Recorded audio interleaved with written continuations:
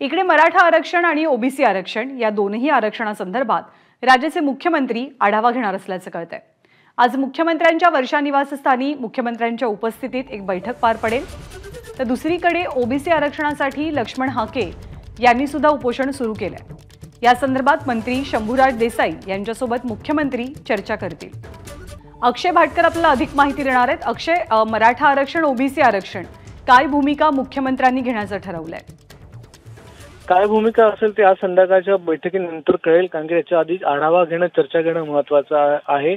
आणि सध्या तरी शंभूराज देसाई हे आधी प्रशासनाची चर्चा करणार आहे। त्यांची एक बैठक आहे आता 12 वाजता आणि त्यानंतर या बैठकीतला संपूर्ण जो अहवाल आहे, आढावा आहे, तो मुख्यमंत्र्यांच्या समोर मांडला जाईल। त्यामुळे आज संध्याकाळी वर्षा निवासस्थानी ही बैठक होणार आहे।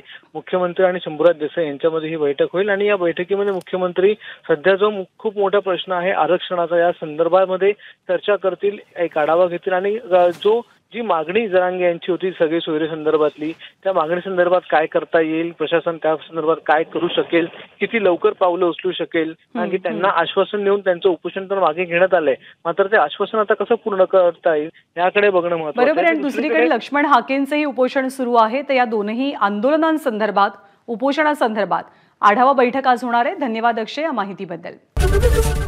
एबीपी माझा, उघडा डोळे बघा नीट।